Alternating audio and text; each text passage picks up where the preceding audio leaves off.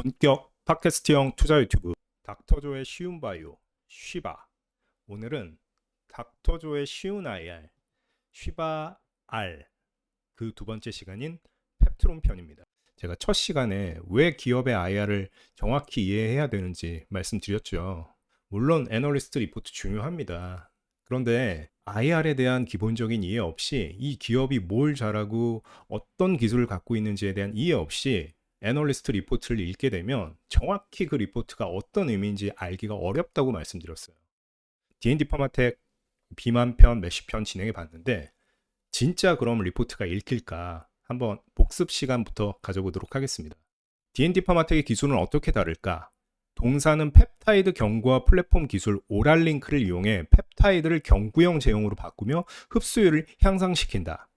네, 말씀드렸죠. 오랄링크, 오태식이 펩타이드를 먹게 되면 원래는 흡수율이 상당히 떨어지는 단점이 있었다. 그런데 이슬기 대표가 옛날에 연구할 때 왜 비타민은 아무 때나 먹어도 흡수가 잘 되는데 펩타이드는 흡수가 안 되지? 하는 의문에서 출발한 게 오랄링크 플랫폼이었다라고 말씀드렸어요. 밑으로 내려와서 오랄링크 플랫폼은 여러 리간드 중 수용성 비타민인 비오틴을 펩타이드에 결합시켜 펩타이드 분해를 막는 기술인데 이미 인슐린에 비오틴을 결합시킨 경우 생체 이용률이 12.09%까지 상승했다는 연구 결과가 있다. 이는 비오틴이 결국 비타민 전달 단백질을 통해 셔틀로 작용하여 소장에서 흡수되며 동시에 연결된 펩타이드를 위장벽을 통과해서 흡수하게 할 수 있기 때문으로 분석된다. 이해가 좀 되실까요? 우리가 만약에 IR을 보지 않고 이 애널리스트 리포트만 읽었다라고 하면 이거를 이해하실 수 있는 분은 거의 없을 거라고 생각해요. 근데 우리가 전 시간에 IR을 공부하면서 이해를 했죠. 오랄링크 플랫폼을 구성하는 여러 가지 기술들이 있는데 그중에 리간드화가 상당히 핵심적인 기술이다. 그게 뭐냐? 수용성 비타민인 비오틴을 꼬리에 달아서 비타민만 통과할 수 있는 소장의 성분을 따고 들어간다고 했어요. 그래서 비오틴이 뭐였다? 열쇠. 다음 메쉬로 가서 DD01은 글루카곤의 최소한으로 작용하여 GLP-1과의 비율을 조절해 최적화시킨 약물이며 지금 말씀드렸죠. DD01은 글루카곤을 최소한으로 작용했대요. 몇 대 몇으로 섞었다고 그랬죠? GLP-1 11, 글루카곤 1, 서보드타이드는 8대 1. 그런데 실패했던 알티민의 약물은 1대 1. 그리고 패길레이션 기술을 통해 반감기를 늘리고 패길레이션 뭐라고 했습니까? PEG라는 고분자를 약물에 달아서 스위치를 잘 켤 수 있게 만들어주고 부작용을 줄인과 동시에 반감기를 늘린다라고 말씀드렸죠. 일반적으로 글루카곤이 활성이 강한 경우 혈당이 증가하는 부작용이 있는데 그렇죠? 글루카곤은 인슐린과 반대작용을 하기 때문에 글루카곤이 많이 들어가거나 활성이 강할 경우에 이제 혈당 조절하는 능력이 떨어질 수가 있어요. 근데 DD01의 경우 비율에서 GLP-1의 비율을 높여 최적화했기 때문에 혈당 조절도 가능하다. 11대 1로 섞었기 때문에 다른 경쟁 약물에 비해서 혈당 조절 가능하고 이제 체중 감소 효과도 뛰어나다. 어떠신가요? 예. 진짜 리포트가 읽히지 않습니까? 애널리스트 리포트만 주구장창 읽어봤자 이거는 뭐 수학의 정석 한 번도 안 보고 현우진 수학 바로 들어가는 거랑 비슷하다고 저는 생각해요. 요즘도 뭐 수학의 정석을 보는지는 모르겠지만 이제 기본적으로 베이스가 되는 어느 정도의 기초를 갖춰놔야 그 다음에 응용도 하고 뭐 기출 문제를 만났을 때 그걸 쉽게 풀 수 있는 거지. 이게 안 돼 있는 상태에서 주구장창 뭐 리포트만 읽고 재료만 쫓아다닌다고 해서 우리가 이 기업을 본질적으로 이해를 하기가 어렵습니다. 그래서 IR을 보고 읽고 공부하는 게 중요하다. 오늘은 펩트론 IR 편인데 펩트론 IR은 진행을 하는데 약간의 용기가 필요했어요. 제가 뭐 영향력이 있거나 이런 사람은 전혀 아니지만 이 펩트론이라는 종목 자체가 제가 봤을 때 국내 모든 바이오 주식 중에 가장 소위 말하는 찬티라고 하죠. 예, 열성적인 팬들이 많은 종목이고 그래서 이 종목을 자칫 이제 잘못 다루게 되면 뭐 여러 말이 나올 수도 있고 뭐 그럴 수도 있는데 어쨌거나 많은 분들이 궁금해하는 종목이고 또 이 회사가 갖고 있는 기술 자체가 매우 중요한 부분이 있기 때문에 두 번째 시간으로 펩트론 IR을 선택해 봤습니다. 본 자료는 펩트론의 IR 자료와 검증된 자료를 바탕으로 재구성했습니다. 근데 여기서 한 가지 문제가 펩트론 IR 자료가 상당히 옛날 자료더라고요. 24년도 이제 1년이 조금 다 돼가거나 넘은 자료인데 아직 업데이트된 IR이 없어서 24년 자료를 바탕으로 했다는 점 일단 말씀드리고요. 그렇기 때문에 이제 최신 정보와 자료들은 라틴 카페님, 시간여행님 같은 저명한 페트론 주주님이 발행한 콘텐츠를 참고했습니다. 당연히 매수 발생하는 손실에 대해서는 책임지지 않고요. 잘못된 내용이 있을 수 있고 특히 설명 과정에 비약이 있을 수 있습니다. 이 점 꼭 이해해 주시고 펩트론 IR 시작하도록 하겠습니다. 회사 소개입니다. 네, 최호일 대표님이 대표를 맡고 있고요. 연세대학교 생화학 박사를 나오셨고 LG화학 바이오텍 연구소 출신이십니다. 우리나라 바이오텍에서 LG화학 바이오텍 연구소라는 건 꽤 중요한 의미를 가지는데요. 미국의 페이팔 마피아라는 게 있죠. 여기 피터 틸, 제가 D&D 파마텍 하면서 말씀드렸던 실질적인 미국의 영향력 1위라고 저는 생각하는 피터 틸을 중심으로 옆에 싹 있었던 요분들이 뭐냐면 옛날에 일론 머스크와 피터 틸이 같이 했던 페이팔이라는 회사에 있었던 분들이에요. 뭐 C레벨이거나 중요한 역할을 하던 분들인데 이분들이 이제 페이팔에서의 경험을 바탕으로 나가서 창업을 이것저것 했는데 그게 어떻게 보면 다 성공을 한 거예요. 그리고 실제 지금 미국의 벤처 시장을 움직여 왔던 그런 영향력을 행사했던 집단이기 때문에 우리는 이 사람들을 페이팔 마피아라고 부릅니다. 근데 한국 바이오텍에서 LG화학 마피아라고 불러도 좋을 정도로 훌륭한 회사들이 이 회사 출신 대표님들이 많이 나오셨어요. 이게 사진인데 요 분은 살짝 얼굴을 가린 게 이 회사가 지금 좋은 상태가 아니기 때문에 블러 처리를 해드렸습니다. 이 순서대로 보면 박순재 이제 알테오젠 대표님, 최호일 대표님, 그다음에 오름 테라피틱스 대표님, 그리고 리가켄 바이오 대표님입니다. 이 분들이 전부 LG화학 바이오텍 연구소 출신이에요. 그래서 한국 바이오텍엔 페이팔 마피아 같은 게 있고 그건 LG화학 출신의 모임이 꽤 큰 영향력을 발휘하고 있다. 막간으로 요거 하나 알고 가시면 좋을 것 같고요. 펩트론을 들어가기에 앞서서 또 펩트론을 공부하다 보면 나오는 이제 반복적으로 나오는 어려운 단어들이 있어요. 그거에 대해서 짧게 또 설명하고 넘어가도록 하겠습니다. PK, 이거는 엄청 중요한데 파마코키네틱스라고 해서 약물 동태학이라고 합니다. 이게 뭔 말인가 싶죠. 쉽게 말해서 약물이 몸에 들어가서 어떻게 움직이는지를 연구하는 학문이에요. 근데 우리가 앞으로 쓰게 될 PK 데이터, PK라고 하는 거는 쉽게 말하면 시간에 따른 약물의 농도 변화 그래프를 말할 거예요. X축에 시간이 있고 Y축에 농도가 있을 거고요. 시간이 증가함에 따라 약물의 농도가 몸에서 어떻게 변하는지 나오는 이 그래프, 이걸 우리는 앞으로 PK 데이터라고 할 겁니다. 두 번째, API, 의약품 활성 성분이라는 게 있는데 이건 약물의 약효를 내는 실질적인 성분을 말합니다. 우리가 앙꼬 없는 찐빵이라는 얘기 하잖아요. 그 반대로 찐빵 안에 들어가 있는 앙꼬라고 보시면 돼요. 캡슐 약에서 약이 API고요. 그 다음에 이제 캡슐을 만드는 여러 가지 재료들이 있을 거잖아요. 부영제도 있을 거고, 뭐 캡슐의 재료도 있을 거고, 이런 거를 이제 API가 아닌 다른 성분. 그래서 캡슐 약에서 중요한 건 뭐다? 약이다. 그걸 우리는 API로 부르겠다라는 겁니다. 세 번째로 이제 스마트 대포. 오늘의 주인공이고 펩트론의 알파이자 오메가입니다. 펩트론의 장기지속형 서방제 플랫폼 기술을 말하고요. 여기서 말하는 서방제는 서서히 방출되는 약물을 의미합니다. D&D 파마텍 오랄링크, 이제 알테오젠 하이브로자임, 에이프릴 바이오 사파 같은 펩트론의 스마트 대포도 이런 기술을 의미합니다. 급속한 초기 방출 없이 약물의 반감기를 늘려주는 아까 말씀드린 약물이 몸에서 서서히 방출되는 기술을 갖고 있고요. PT403, PT404 이 두 개의 파이프라인이 스마트 대포를 활용한 임상이라고 보시면 됩니다.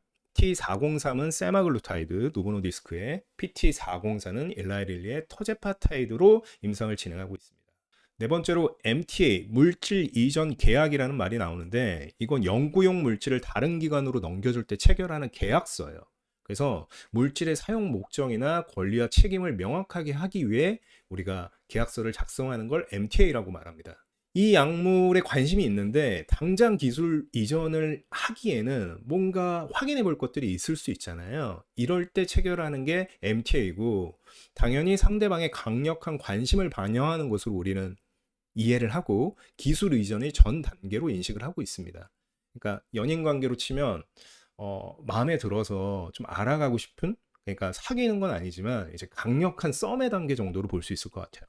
물론 뭐 썸 타다가 부러질 수도 있고 없는 일이 될 수도 있습니다. 끝으로 GMP, 의약품 제조 및 품질 관리 기준이라는 건데, 이 GMP를 획득하지 못하면 약물을 상업적으로 제조해서 판매를 할 수가 없습니다. 그래서 GMP 말고 CGMP라는 게 또 나오는데요. 이거는 C가 커런트, 최신이라는 게 앞에 붙는 거거든요.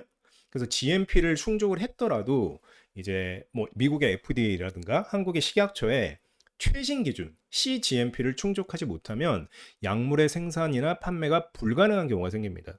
이거의 예가 HLB와 항소제약. 요 종목 공부해 보신 분들은 아마 많이 들으셨을 거예요. CGMP. 예. 이 사진은 흔히 이제 PK 하면 대부분의 사람들이 페널티킥을 생각을 하죠. 이게 당연한 거고요. 예. 근데 페널티킥이 아니다. 약이 몸에 들어가서 시간의 변화에 따라 어떻게 농도가 변하는지를 보는 그래프다. 그렇게 이해를 하시면 될 것 같습니다. 넘어가서 펩트론의 핵심 기술, 알파이자 오메가라고 했던 스마트 대포 기술입니다. 이제 약효 물질 API를 이제 고분자 캐리어에 넣어서 이제 빙초산 같은 거에 녹인 다음에 초음파 노즐을 노출시켜서 밀입구, 마이크로스포어를 만들어내는 기술입니다.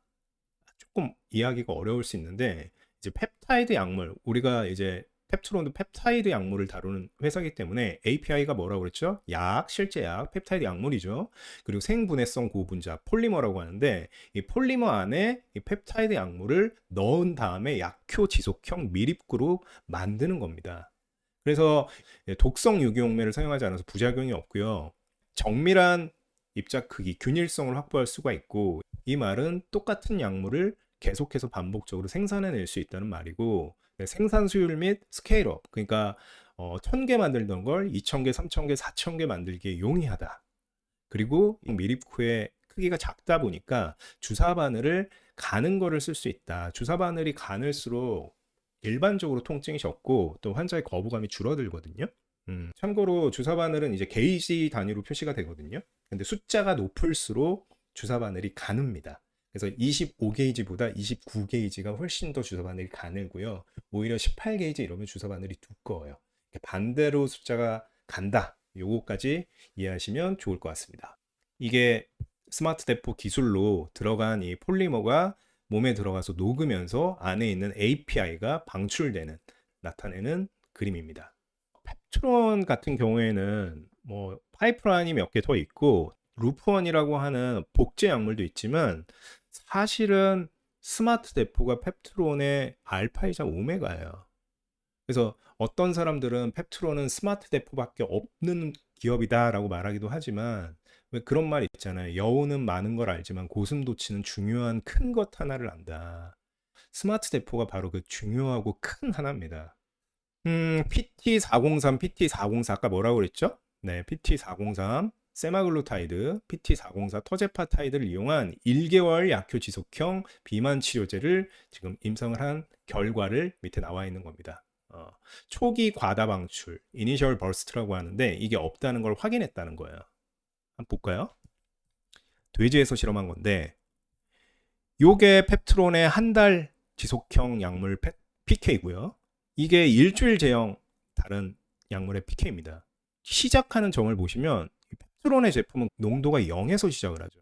그런데 일주일 제형은 100 넘어가는 요 위에서부터 시작합니다. 제가 뭐라고 그랬죠? 우리의 몸은 급격한 변화를 싫어합니다. 그래서 약물이 몸에 들어왔을 때 그 농도가 너무 높을 경우에 부작용이 나타날 가능성이 높아요. 그래서 초기 약물 농도는 그 용량을 점진적으로 올려야 한다라고 말씀을 드렸어요. 주사가 딱 들어갔을 때 빡 하고 오면 안 되는 거예요. 그래서 이게 뭐 저는 표현을 이걸 쓱박이라고 하거든요. 주사를 딱 찔렀는데 뭔가 빡 하고 농도가 치게 되면 이 약물은 부작용이 나타날 확률이 높기 때문에 바로 이 용량으로 쏘기는 어렵고 밑에서부터 낮은 용량부터 서서히 올려야 되는 겁니다. 그런데 이 펩트론의 초기 용량은 0에 가깝죠. 그렇다 보니까 이 펩트론 같은 경우에는 초기 과다 방출이 적고 부작용이 적은 장점이 있습니다. 그리고 이 Y축 그래프 한번 유심히 봐주시기 바랍니다. 제가 Y축은 약물의 농도라고 그랬죠. 근데 선형적으로 이렇게 올라가고 있어요. 50, 100, 150, 200. 이게 꽤 중요한 의미를 갖는데, 이따 다시 설명드리겠습니다. 그리고 옆에 보면 약물의 농도가 올라갈 때 주 1회 제형은 이렇게 약물의 농도, 이 유효 농도라고 했을 때 이 노란색 부분이 약물이 약효를 내기 위한 우리가 원하는 농도거든요. 여기까지 올라갈 때 기존의 주 1회 제형은 약물의 농도가 높아졌다가 떨어졌다가 높아졌다가 떨어졌다가 높아졌다가 떨어졌다가 이런 업다운을 반복하면서 유효 농도에 이릅니다. 그리고 실제 유효 농도에 이르러서도 이 약물의 최고 농도와 최저 농도의 차이가 커요. 그런데 이제 펩트론의 한 달 제형 기술 같은 경우에는 유효 농도까지 일단 일정한 속도로 쭉 올라가고요. 올라갔다 떨어졌다 하는 뭐 전진과 후진의 개념이 없이 거의 일정한 수준으로 올라가고 유효 농도에 다다라서도 이 약물의 최고 농도와 최저 농도의 차이가 일주일 제형보다 훨씬 적습니다. 즉 뭐다? 주 1회 제형보다 PTR, 우리가 D&D 파마텍 할 때 잠깐 나왔던 내용인데 약물의 최고 농도와 최저 농도의 차이가 작다. 역시 부작용이 적다. 왜? 우리 몸은 급격한 변화를 싫어한다. D&D 파마텍 DD01 타이트레이션에서 제가 말씀드렸죠. 총 48주 동안 투약하는 임상 이상인데 초기 2주만 낮은 용량으로 주고 나머지 46주는 풀도즈, 최고 용량으로 줬다고 그랬어요. 그래서 부작용 없이 빠르게 약효를 높일 수 있는 기술이 D&D 파마텍의 타이트레이션 기술이었다라고 말씀드렸는데 이 펩트론 같은 경우에는 사실은 0에서부터 거의 0에서부터 시작하기 때문에 타이트레이션 자체가 이렇게 되면 필요 없을 수가 있습니다. 이 내용이 상당히 중요한 내용이에요. 스마트 대포를 이렇게 얘기하면 이제 뭐 폴리머다 API다 해도 이해가 안 되실 것 같아서 제가 어떻게 하면 이걸 가장 쉽게 이해시킬 수 있을까 고민을 많이 해봤어요. 그러다가 이제 떠오른 게 이 사탕 아시나요? 이 알사탕인데 땅콩 알사탕이라고 사탕 안에 알갱이가 조금씩 들어있잖아요. 그래서 우리가 이 사탕을 먹고 이제 혀 안에서 녹여서 먹다 보면 이제 땅콩 알갱이가 조금씩 바깥으로 튀어나와서 씹히는 그런 사탕입니다. 우리가 스마트 대포를 땅콩 알사탕에 비유해 보자고요. 그럼 여기서 땅콩이 뭐겠어요? 펩타이드 약물입니다. API. 실제 약효를 내는 약물. 그리고 사탕이 뭐겠습니까? 생분해성 고분자. 약물을 싸고 있던 이 동그란 거, 폴리머라는 거. 요거를 사탕이라고 볼 수 있겠고, 땅콩 알사탕을 약효 지속성 미립구, 마이크로스포어라고 볼 수 있는 겁니다. 그래서 우리가 만약에 알사탕을 입에서 균일한 속도로 녹여 먹을 수 있다면 사탕이 녹으면서 사탕 속 땅콩이 조금씩 빠져나올 거고, 이렇게 되면 뭐가 좋냐? 땅콩이 처음부터 많이 나오지 않는다라는 거죠. 그래서 제가 말한 초기 과다 방출, 이니셜 버스트, 쓱빡이 없다. 처음 먹었을 때 땅콩이 와자자작 쏟아져 나오는 그런 게 없다라는 거고요. 그리고 사탕이 다 녹을 때까지 조금씩 계속 땅콩을 먹을 수 있다라는 겁니다. 한 번에 먹지 않고. 그 말은 뭐다? 방광기가 길다. 만약에 3개월 만에 녹여 먹을 수 있는 땅콩 알사탕을 우리가 만들 수 있다면 땅콩을 한 번에 먹지 않고 3개월 동안 천천히 먹을 수 있는 겁니다. 이게 스마트 대포 땅콩 알사탕 플랫폼 기술입니다. 그래서 스마트 대포 플랫폼은 약물의 급속한 초기 방출, 뭐다? 쓱박 없이 방광기를 늘려주는 안전하고 효과적인 서방형 기술이다. 서서히 방출되는 기술이다. 이렇게 이해하시면 될 것 같습니다. 제가 마운자로를 맞아봤어요. 저는 고도비만은 아니고 한 175cm에 한 75, 76 이렇게 왔다 갔다 하는 사람인데 이제 비만 치료제에 투자를 하기도 했고 궁금하더라고요. 그리고 최근에 좀 앉아서 작업을 많이 하다 보니까 군살도 살짝 쪄서 마운자로를 맞아보고 싶다 한번. 왜냐하면 제가 공부를 해봤으니까 마운자로에 대해서 잘 알잖아요. GLP-1, GIP 이 신라면의 계란품과 한번 맞아보고 싶다라고 해서 그 소위 우리가 위고비의 성지, 탈모의 성지라고 불리는 그 종로의 이제 모 약국 근처에 병원을 방문을 했어요. 그래서 처방전을 받아야 되니까 마운자로 사러 왔습니다 하니까 의사 선생님이 이러더라고요. 2.5mg부터 시작해야 좋은데 그 용량이 대부분 품절이다. 그래서 요 근처 약국에는 없다. 근데 원하시면 5mg 처방해 드릴게요. 근데 약간 부작용은 있을 수 있어요. 원하세요? 라고 하길래 저는 뭐 얼마나 부작용이 있겠어. 2.5나 5나. 그리고 제가 공부를 했으니까 이 마운자로의 부작용이라는 게 뭐 메스꺼움 이 정도밖에 없다라는 걸 알고 있었잖아요. 그래서 그냥 OMG 주세요라고 말씀드렸어요. 그래서 제가 OMG를 지난주 목요일 날 허벅지에 딱 찔러서 맞고 있는데 여러분 마운자로 맞으실 분들 반드시 2.5mg로 시작하세요. 이거 쓱박. 예.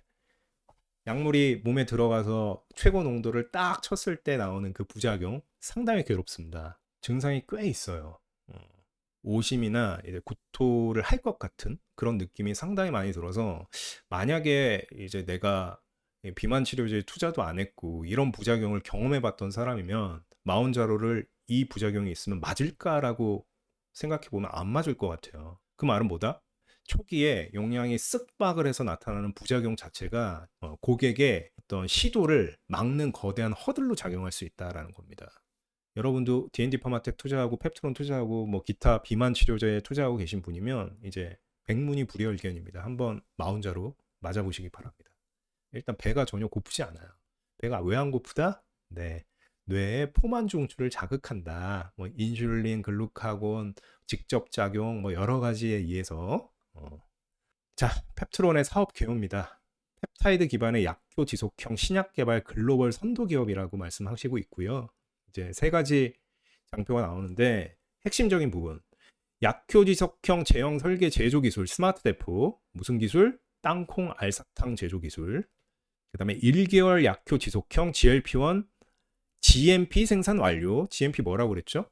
약물을 생산할 수 있는 기준이라고 그랬죠. 이거를 통과해서 생산을 완료했다라는 거고 핵심 파이프라인으로 PT403, PT404 한 달 이상 지속 당뇨병 비만 치료제 노보와 일라이릴리의 펩타이드를 활용한 이런 한 달 이상 제형을 만들고 있다. 펩트론의 경쟁력을 정리하면 스마트 대포 플랫폼을 통해 세마글루타이드 PT403, 터제파타이드 PT404 기반 한 달 이상 지속 가능한 주사제의 개발 및 생산까지 담당할 수 있다. 이게 펩트론의 핵심 경쟁력이라고 이해하시면 될 것 같습니다. 아까 스마트 대포가 알파이자 오메가였다면 알파이자 오메가 플러스 또 알파, 바로 일라이릴리입니다. 글로벌 연구개발 파트너십을 일라이릴리와 펩트론이 체결했습니다.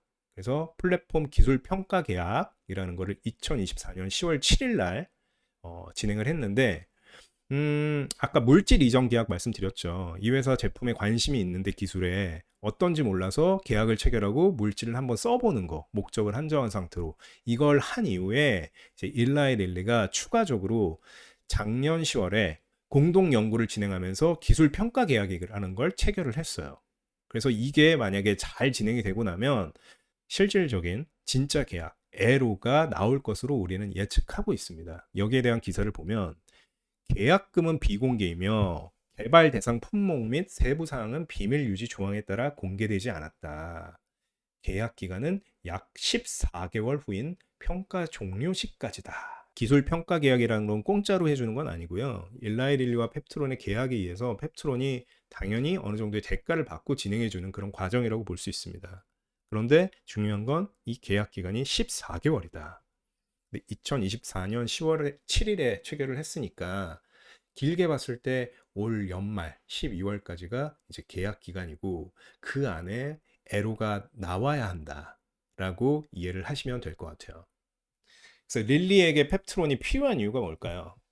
릴리는 이제 마운자로 젯바운드, 터제파타이즈를 활용한 일주일 제형의 비만 당뇨 치료제를 갖고 있는 전 세계에서 시가총액이 가장 큰 회사입니다. 그리고 터제파타이드 말고 레타트루타이드라고 하는 신라면에 계란에 팥까지 섞은 현존하는 최강의 라면을 갖고 있는 회사예요. 그 회사에겐 한 가지 고민이 있어요.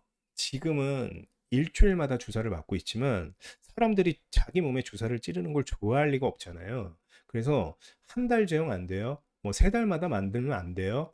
이런 말들이 계속 나오고 있고 실제 다른 회사에서도 그런 것들을 연구하고 실행하려고 하고 있어요. 근데 펩트론은 현존하는 최고의 장기 지속 약물 전달 기술, 땅콩 알사탕 기술을 보유한 회사입니다. 왜 그런지는 뒤에서 또 설명을 드릴게요. 그 쓱박이 없다고 그랬죠. 타이트레이션을 최소화하거나 아예 안 해버릴 수도 있어요. 이 말은 뭐냐? 처음부터 풀 도주로 그냥 넣어버릴 수 있다라는 거예요. 효과가 당연히 빠를 겁니다. 그리고 말했듯이 안정적인 농도 변화, 유효 농도에 이르러서도 PTR, 최고 농도와 최저 농도의 차이가 낮은 그런 농도 변화 PK 데이터로 인해서 부작용이 당연히 적고요.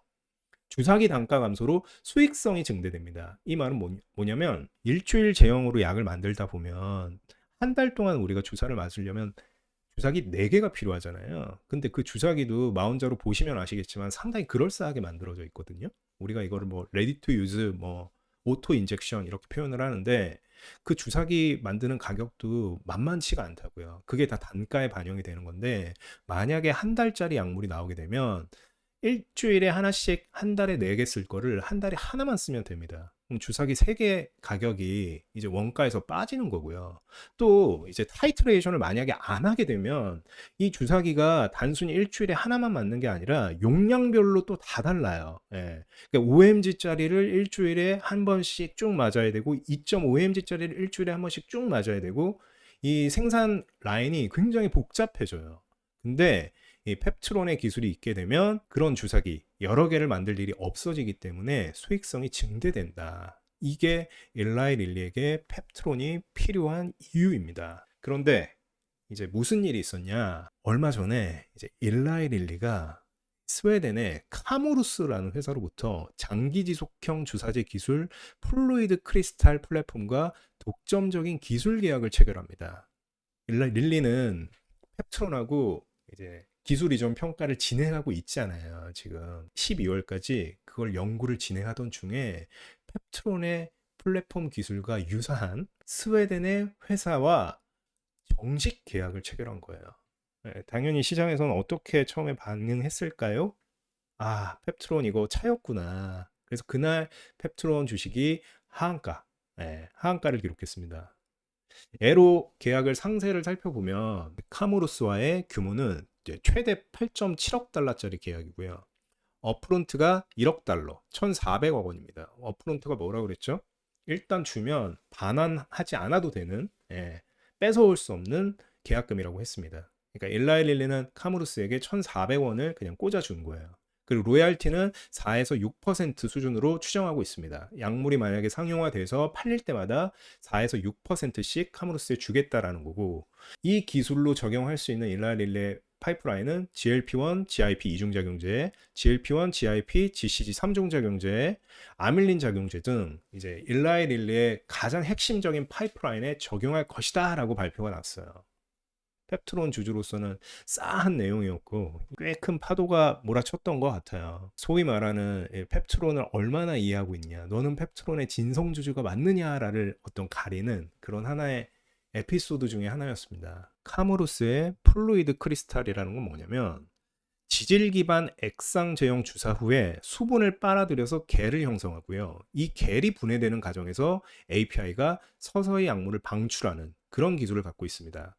지질 기반의 약물을 섞어서 피하에 주사하게 되면 이 피하 근처에 있는 수분을 이게 빨아들여서요. 이 근처의 겔, 우리가 말하는 젤리를 형성하고 이 젤리에서 서서히 약물이 방출되는 서방형 기술이 카모루스의 기술입니다. 그러니까 쉽게 말해서 우리의 펩트론은 땅콩 알사탕 기술이라고 그랬잖아요. 그래서 땅콩이 안에 들어있는 사탕을 입에 넣어서 서서히 녹여서 조금씩 땅콩이 나오게 하는 기술이었다면 이 카무루스의 기술은 일단 땅콩을 입에다가 넣는 거예요. 그래서 그 땅콩에 침이 달라붙어서 사탕을 만드는 겁니다. 그 이후에 그 사탕이 녹으면서 땅콩을 바깥으로 빼내겠다라는 거죠. 무슨 차이가 있습니까? 스마트 대포 같은 경우엔 처음에 들어갈 때 땅콩이 겉으로 노출돼 있지 않아요. 그래서 사탕이 녹으면서 안에 있는 땅콩이 바깥으로 새어나오는 형태였다면 이제 카무루스의 경우에는 처음에 땅콩이 그대로 들어가기 때문에 쓱박이 나타납니다. 이렇게 땅콩이 API라고 했죠. 약이 딱 들어갔을 때 약부터 그냥 딱 들어간 다음에 수분이 달라붙어서 서서히 방출되기 때문에 처음 들어갔을 때 쓱박, 이니셜 버스트가 생긴다라는 거예요. 그래서 부작용을 줄이기 위해 별도의 타이트레이션 기간이 필수적입니다. 그리고 하나 더, 이게 3개월 이상 제형이 이게 가능할지 현재는 증명된 바가 없어요. 펩트론의 것은 어느 정도 증명이 된 상태고요. 이 차이가 있습니다. 그럼 어떻게 생각할까요? 아니 얘기 들어보면 쓱박이 되게 중요하다며. 그리고 펩트론이 PTR도 낮다며. 땅콩 알사탕 기술이 누가 봐도 네가 말한 카무루스 기술보다 나은데 일라이릴리는 대체 저 회사랑 계약을 왜 체결한 거야? 그것도 펩트롤이랑 계속 이야기하고 있는 중에 이게 뭐 이상하지 않아? 이제 여기에 대해서 여러 가지 이제 블로거나 애널리스트들의 분석이 있었는데 일단 첫 번째, 다른 회사가 못 가져가게 카무를 찜했다. 그러니까 일라일리는 펩트론 기술이 더 뛰어나다는 걸 알고 있지만 혹시라도 이제 카무루스의 기술을 노보노디스크라든가 이제 다른 회사가 갖고 가서 그거를 변형해서 활용했다가 터지게 되면 문제가 되니까 이 회사의 기술을 기술 이전해서 우리가 잡고 있자라는 그런 거다라는 거죠. 제가 말씀드렸죠. 이 기술 이전도 상세히 봐야지 그냥 넘기면 안 된다. 왜냐하면 빅파마들은 파이프라인도 많고 하기 때문에 라이벌 회사에게 이 기술이 넘어가지 않게 하기 위해서 쓸 마음도 없으면서 기술 이전을 하는 경우가 있다라고 했어요. 하지만 저는 그러기에는 업프론트 피 1,400억 원이라는 돈이 이게 적은 돈은 아니거든요. 그래서 규모가 최대 8.7억 달러인데 이게 뭐 일라이릴리 입장에서는 껌값이다라고 말하시는 분도 있는데 그렇다고 보기엔 조금 힘들 정도의 가격인 것 같아요. 그래서 단순히 딴 회사가 못 갖고 가게 하기 위해서 그냥 침발라 놓은 정도 치고는 너무 많은 돈을 지불했다. 그런 생각은 들고요. 두 번째, 스마트 대포 기술보다 폴로이드 크리스탈이 낫다고 판단했을 수 있다. 근데 그러기에는 뒤에 또 설명드리겠지만 PK 데이터가 너무 큰 차이가 납니다. 카무루스 기술은 어쨌거나 땅콩을 바로 입에 넣어서 침이 달라붙어서 사탕을 만드는 기술이기 때문에 처음에 땅콩이 입에서 너무 많이 방출되는 쓱박을 막을 방법이 없어요. 그래서 이것도 일라이릴리 같은 똑똑한 회사가 카무루스가 펩트론의 기술보다 낫다라고 판단했을 가능성은 매우 낮다라고 저는 생각을 하고요. 그 다음에 이제 남은 게 두 가지 이제 가정인데 하나가 스마트 대포 기술과 시너지를 내기 위해서다. 그러니까 쉽게 말해서 카무루스 기술부터 산 다음에 이제 핵심 기술인 땅콩 알사탕 기술을 사서 그 둘의 장점을 혼합해서 이것보다 훨씬 더 훌륭한 어떤 퓨전적인 기술을 만들겠다라는 걸로 카무루스의 기술을 인수했을 거다라는 이런 시각이 하나가 있고요. 마지막으로 스마트 대포 기술이 혹시라도 실패할 때를 대비한 차선책으로 카무루스부터 잡고 갔다라고 보는 해석이 있습니다. 다른 회사가 못 가져가게 찜을 했다거나 이제 스마트 대포 기술보다 폴로이드 크리스탈이 낫다고 판단한 거는 저는 조금 가능성이 낮다고 생각하고요. 남은 건 둘 중에 하나인 것 같아요. 스마트 대포 기술과 시너지를 내기 위해서 혹은 스마트 대포가 실패했을 때를 대비한 플랜 B. 뭐가 맞을지는 지금으로서는 알 수는 없을 것 같아요. 이 둘 중에 뭐가 맞을지 라이센스 아웃 결과가 나와봐야 알 것 같습니다. 릴리는 대체 왜 그랬을까요? 저도 잘 모르겠습니다. 자, 카무루스와 펩트론 기술을 조금 더 상세하게 비교를 해보겠습니다. PK 대결로. 승부차기 아니고요. PK, 약물이 몸에 들어가서 시간에 따라 농도가 어떻게 변하는지를 보는 것. 일단 카무루스의 폴로이드 크리스탈입니다. 밑에 있는 게 이제 플라시보, 이제 가짜 약을 주입했을 때고 이 위에 두 개가 카무루스의 기술이에요. 보죠? 처음 약물을 주입했을 때 농도가 어떻습니까? 이 맨 꼭대기가 있죠.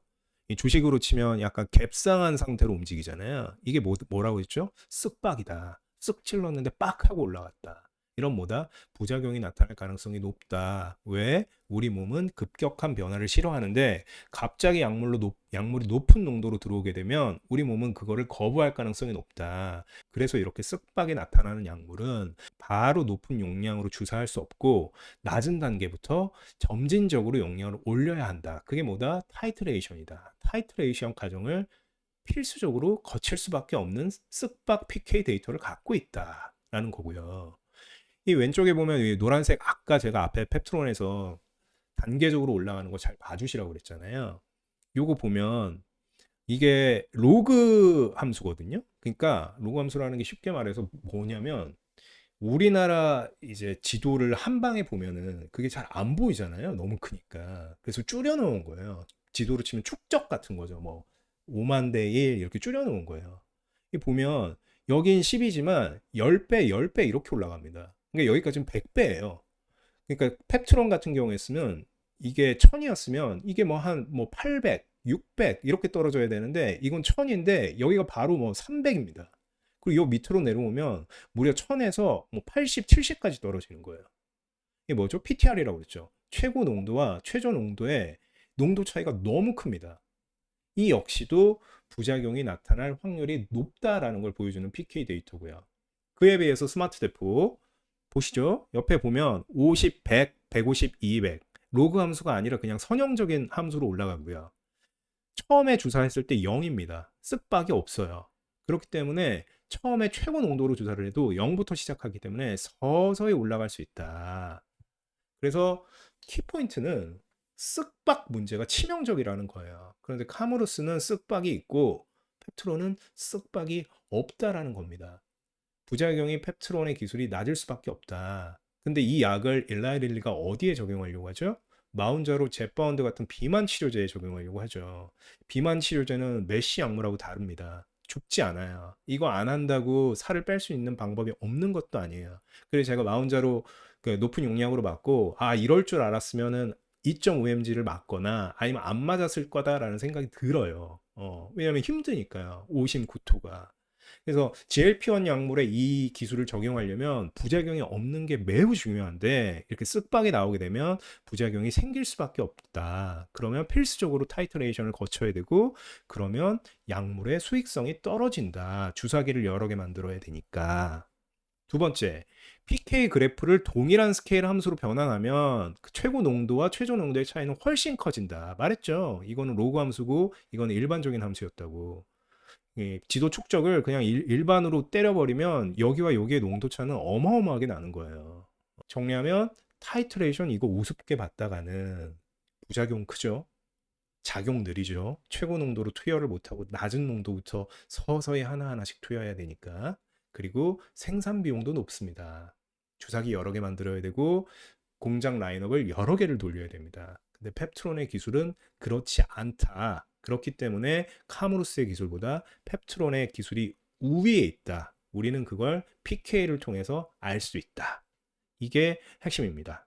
넘어가서 이제 루프원 얘기가 나와요. 이게 루프원 이제 펩트론이 카무루스 이슈로 하한가를 한번 맞고 야 이거 문제 있는 거 아니야? 계약 안 나오는 거 아니냐? 이런 사람들이 의심을 할 때 이제 라틴 카페님이나 시간여행님 같은 이제 오랫동안 펩트론을 커버했던 그런 블로거 분들이 왜 그게 아닌지에 대한 글들을 써주셨고 그래서 어느 정도 진정이 됐어요. 그렇지. 펩트론의 기술과 카무루스의 기술은 비교할 수가 없지. 이건 일시적인 노이즈에 불과하지. 그래서 어느 정도 주가를 회복한 뒤에 이 펩트론의 주가가 한번 빵 뛴 적이 있어요. 지금 뭐 한 30만 원 훨씬 넘었다가 약간 조정이 나서 30만 원 밑으로 떨어졌는데 그게 뭐였냐면 루프원이라는 약물이 7월 15일 날 식약처 승인이 떨어졌습니다. 이 루프원은 뭐냐면 일본의 다케다라는 제약사의 루프린이라는 약물을 한 달 제형으로 복제한 약물이에요. 원래 이 약물은 한 달 제형이 아닌데 이제 펩트론에서 이걸 한 달 제형짜리로 만들어 버린 겁니다. 루프린이라는 약물은 성조숙중 전립선암 치료제로 쓰이는데 여기 생동성 시험 결과 이게 PK입니다. 시간에 따른 약물 농도 변화 보면 이제 타케다의 제품을 루프원을 만들기 위한 이 기술과 타케다의 실제 약물의 PK 데이터를 보면 완전 똑같죠. 예.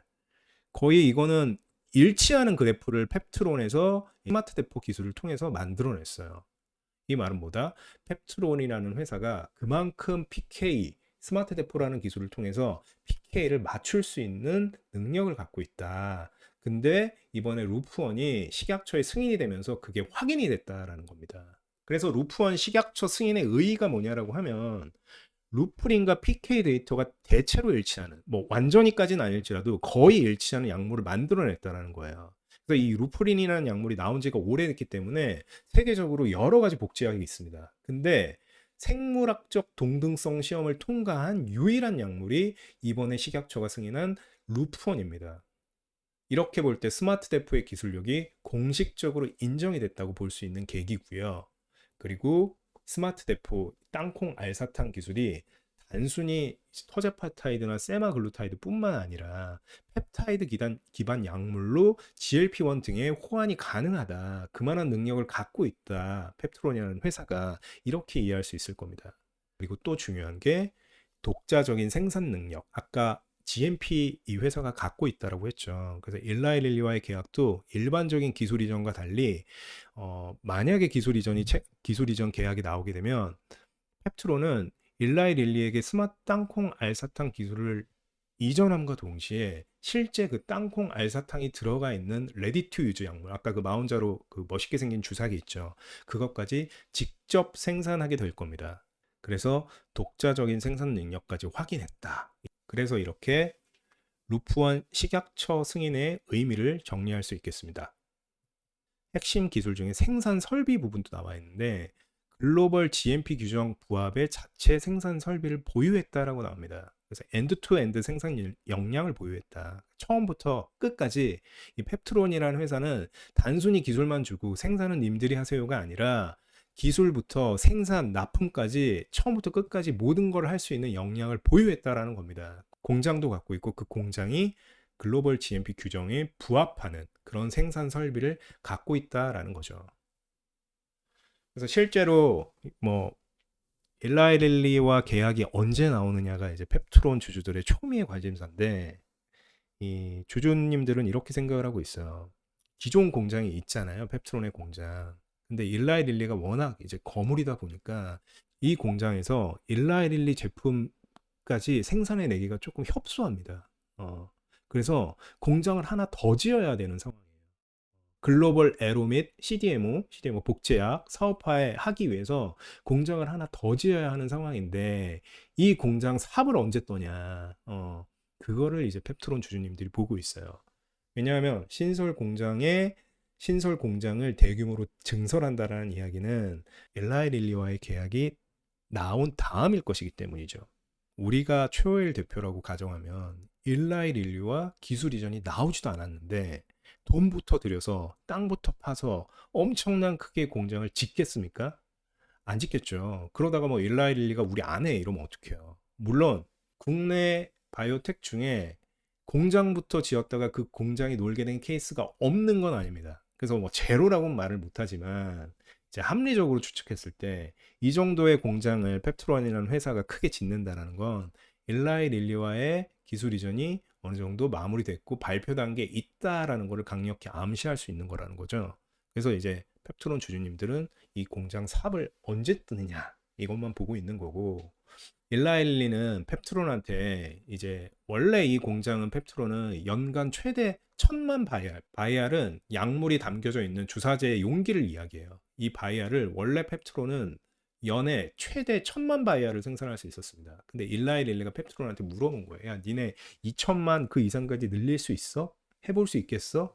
요거를 이제 펩트론과 일라이 릴리 사이에 이야기가 있었고 이런 이야기들은 다 애널리스트 리포트 같은 데 보다 보면 정보가 조금씩 나오는 부분들이 있거든요. 회사에서 확인을 해주기도 하고 일라이 릴리가 이걸 물어봤고 펩트론이 이걸 오케이 해서 이제 제2 공장 신설을 들어가려고 하고 있다. 이런 상황이라고 보시면 됩니다. 그만큼 이제 일라이 릴리 같은 회사와 계약을 해서 기술 이전을 추진을 하려면 이게 일반적인 기술 이전과 달리 펩트론의 이 땅콩 알사탕 기술은 펩트론만 만들 수가 있거든요. 이 기술을 통해서. 왜냐면 이 사람들이 가장 노하우를 잘 알고 있으니까 그걸 직접 생산을 해줘야 되는데 이제 마운자로나 젯바운드가 1년에 팔리는 양이 장난이 아니잖아요.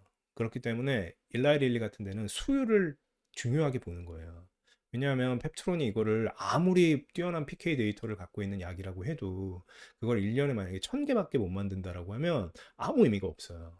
삼성전자가 TSMC보다 아무리 더 고도의 작은 반도체를 만들 수 있다라고 해도 반도체에서 중요한 건 수율이에요. 그래서 그거 너 똑같은 거 몇 개 만들 수 있는데 그냥 반도체가 한두 개 쓰이는 게 아닌데 뭐 시험 생산에 성공했다 뭐 1000개 1년에 만들 수 있다 이건 어떻게 보면 아무 의미가 없는 겁니다. 그래서 일라이 릴리는 펩트론과의 최종 계약이 있기 전에 1년에 너네가 이걸 몇 개나 만들 수 있겠어? 라는 거에 대한 어떤 문제 제기를 했고 펩트론이 그 스케일업에 대한 능력을 이제 보여주게 되면 기술 이전 계약이 나오겠죠. 근데 현재까지 드러난 정황만 보면 펩트론은 연간 최대 2천만 바이알 이상의 생산 규모를 갖출 수 있고 그게 이미 확보된 기술이다.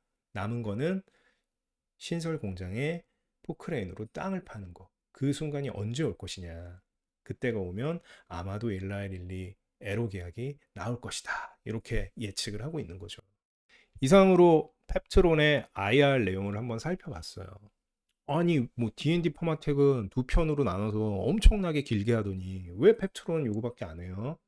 라고 말씀하실 수 있는데, 말씀드렸다시피 펩트론은 물론 다양한 파이프라인과 다른 기술도 있지만 지금의 펩트론의 주가는 스마트 대포 일라이 릴리를 말하지 않으면 설명이 안 돼요.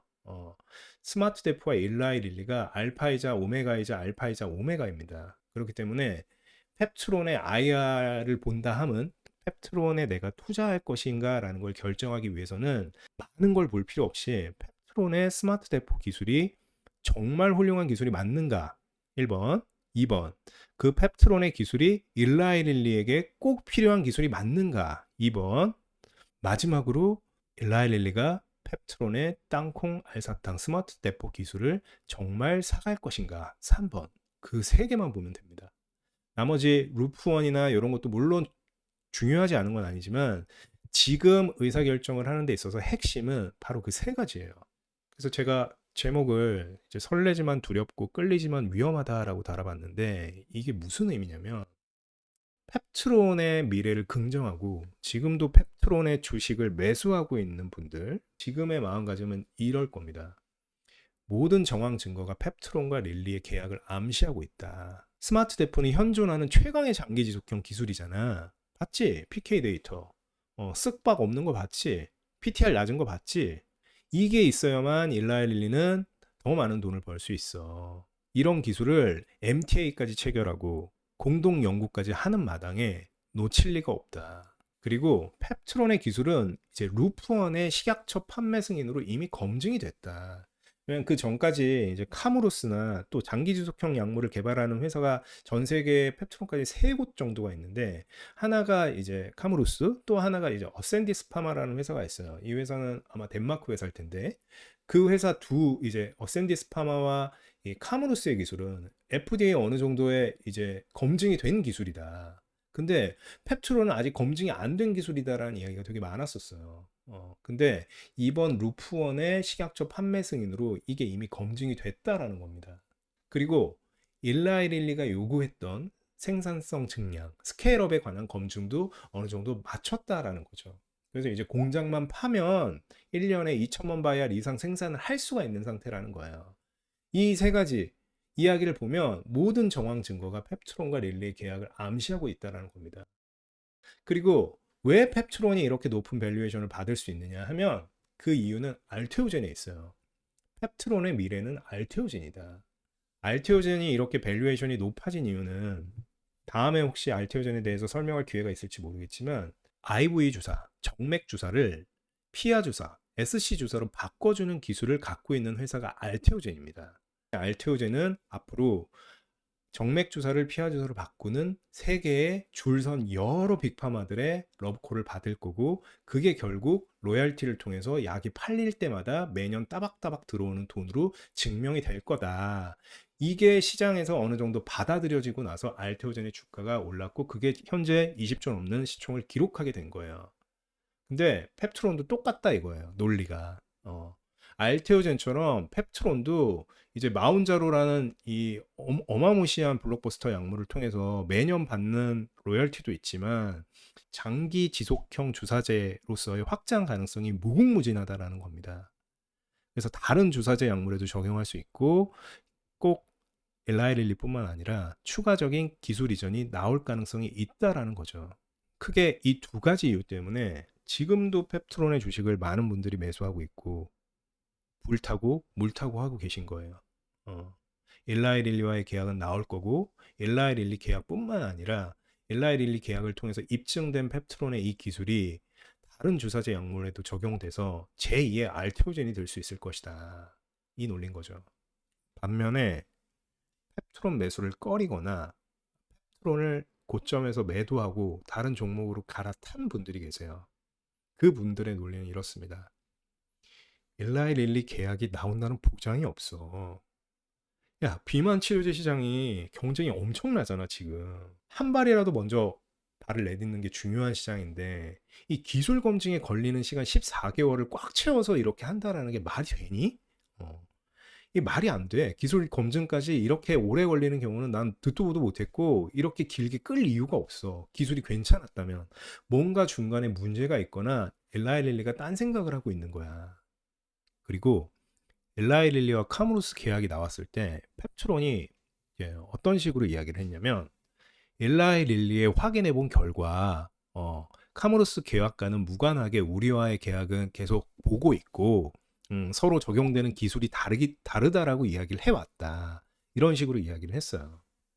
근데 이 펩트론을 조금 위험하다라고 보는 분들은 야, 만약에 이제 텀쉿 같은 게 체결이 돼 있는 상태였다면 텀쉿이라는 게 최종 계약을 체결하기 전에 간단한 간이 계약 같은 거예요. 그러니까 계약서 안에 이러이러한 내용이 들어갈 거야. 너 어떻게 생각해? 의견 없지? 로열티 요 정도 생각하고 마일스톤 요 정도 할 건데 의견 없으면 우리 최종적인 계약서 작성하자. 최종적인 계약서 작성하기 전 단계가 이제 텀쉿이거든요. 조건과 용어를 명확하게 정리하는 단계는 텀쉿인데 이 펩트론의 대처를 보면 아직 텀쉿조차 나와 있지 않았을 거다. 왜냐하면 텀쉿이 나와 있었으면 일라일리에 물어보고 할 게 뭐가 있냐. 이미 텀쉿이 다 나와 있는데. 그 얘기는 뭐다? 일라일리와의 계약이 아직 갈 길이 멀었다. 근데 뭐라고 그랬죠? 14개월 동안 공동 연구를 하면서 보기로 했잖아요. 일라일리와. 근데 지금 시간이 어느 때인데 텀쉿조차 없는 게 말이 되냐. 이 얘기입니다. 또 하나는 이제 기술 수출 계약이 임박해 있으면 주주들도 하루에 펩트론으로 전화가 어마무시하게 갈 거잖아요. 그 모든 사람들이 이 회사가 제2 공장 삽을 뜨는지 안 뜨는지만 보고 있는데 회사 입장에서는 당연히 우리 회사는 안심하세요. 잘 되고 있어요라는 걸 알리고 싶을 거다. 근데 기존의 빅파마들과 대형 계약이 나왔던 회사들은 대표들이 그 전에 어느 정도의 엄프를 시작했다라는 거예요. 이제 마무리 단계에 있고 올해 안에 반드시 될 거고 그런 이야기를 하는데 이제 펩트론의 경우에는 회사의 대응이 너무 소극적이라는 겁니다. 두 번째, 일라이릴리 계약이 나오더라도 세론이 나올 만큼 선반영됐다 주가가. 이제 카무루스는 일라이릴리와의 계약을 이미 체결을 했잖아요. 근데 지금 카무루스의 시총이 6조 정도 됩니다. 근데 펩트론은 최근 주가가 조금 떨어졌지만 현재 시총이 7조예요.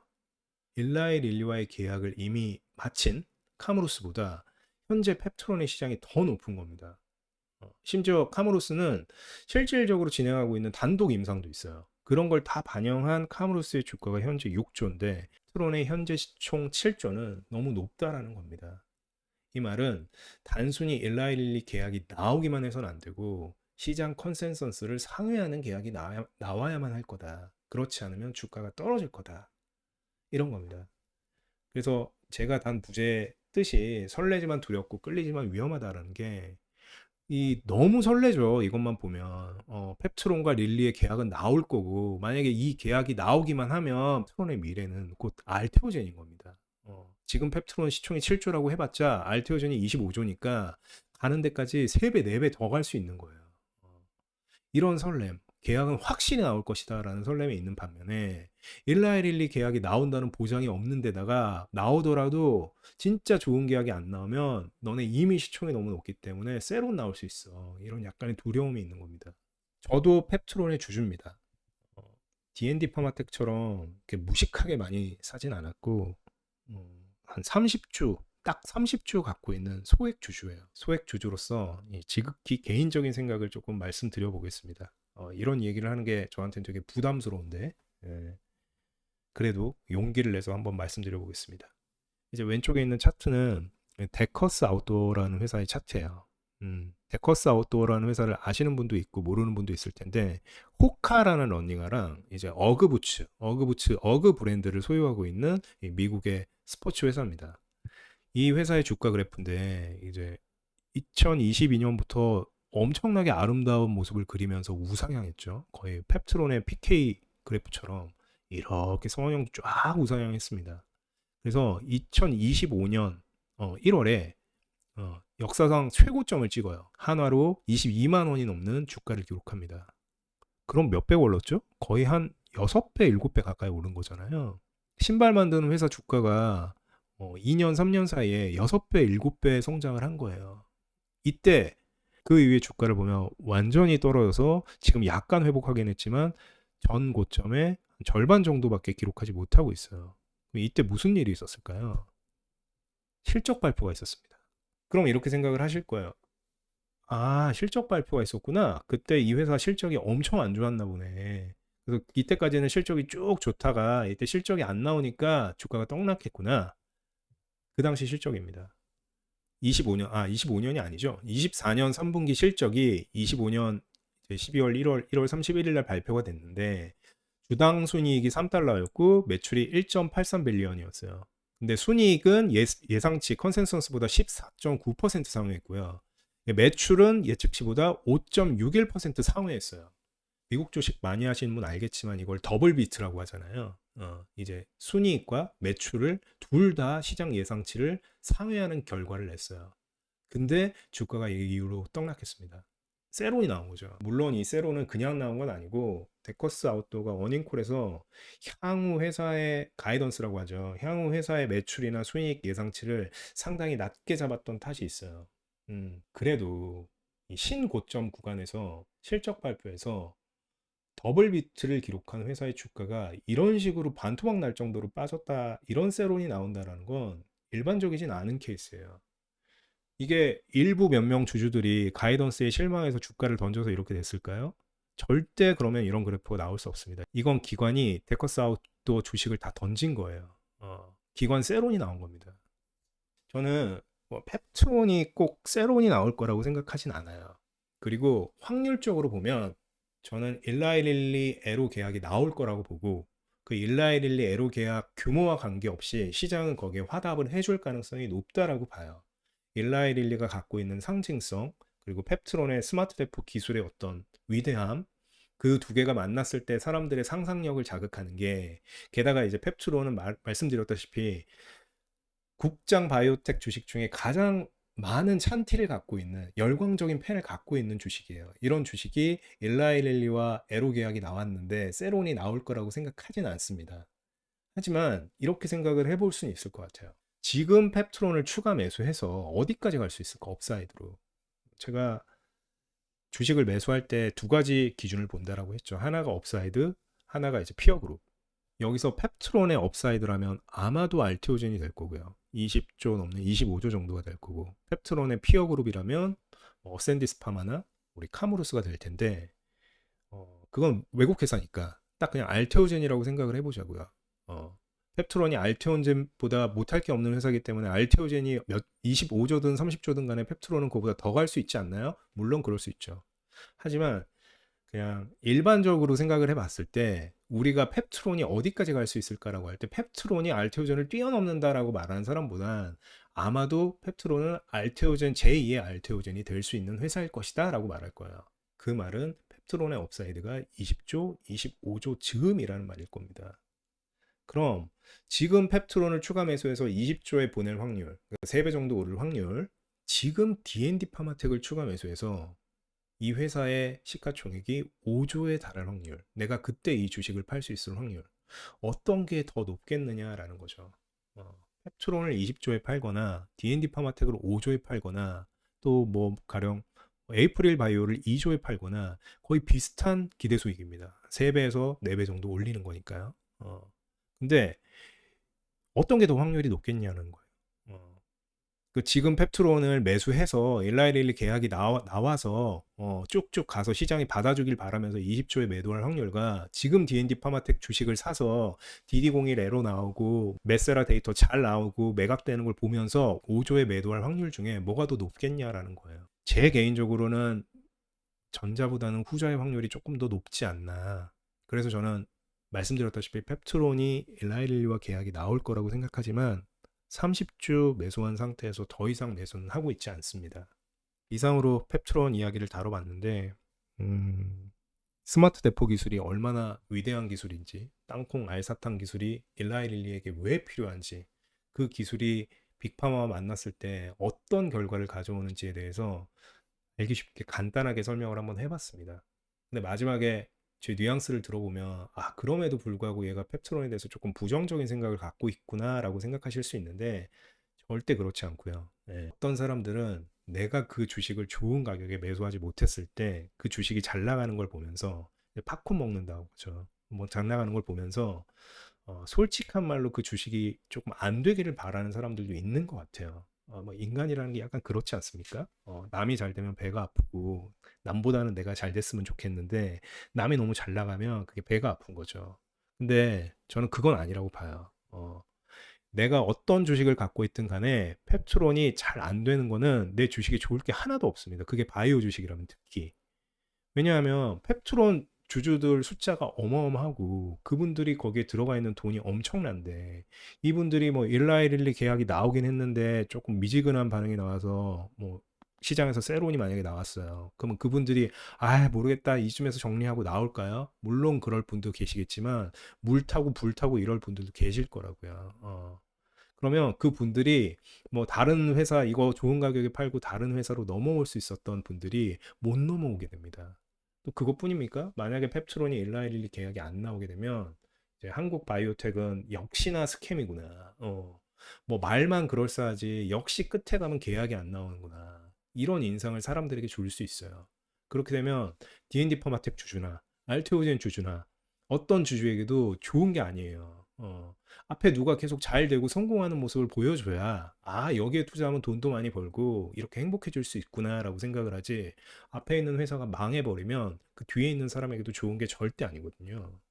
그래서 저는 이런 팝콘 먹는 마음으로 보지 않고 있고 진심으로 일라이릴리와 펩트론의 기술 이전이 꼭 좋은 조건으로 나오길 바랍니다. 이거는 30주 갖고 있는 소액 주주로서의 바람이자 또 다른 주식을 훨씬 더 많이 들고 있는 사람으로서 진심 어린 진짜 마음입니다.